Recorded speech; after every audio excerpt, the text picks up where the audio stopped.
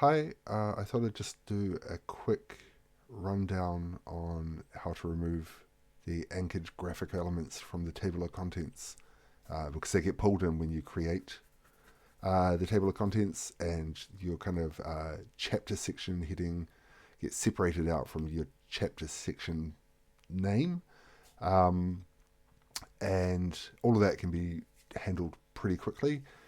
Um, so I will show you how to do that. Unfortunately, there's no way to like exclude these objects from the table of contents without making it a much more difficult template to work with. So anyway, we'll start. So go to Layout, Table of Contents. Make sure you got TOC style selected as template. Click OK. I'll just chuck it in the pasteboard here. So I'll create the frame. Um, I'll make it 2 columns. It's easier to work with for me. So what we're going to do is the instructions here down here on the contents page now. But you go open up your find and change.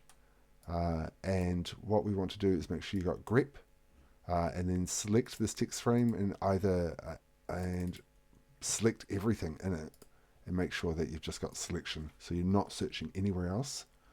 Um, I've set up some saved searches.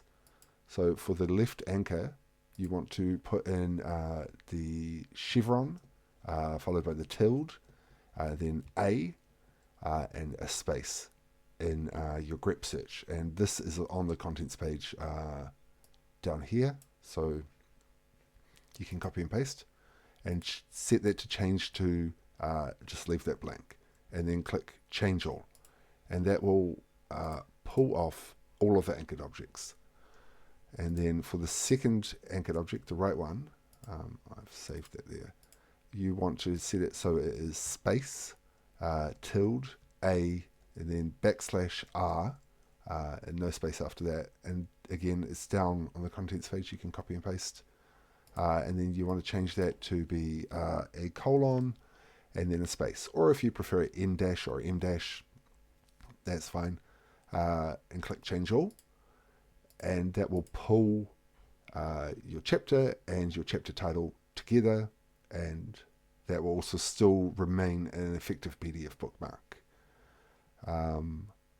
It's a good idea if you want to use this regularly to change it to a save query, so you can just do it from the pull down box. Unfortunately, save queries don't get put into templates, otherwise I would have included them.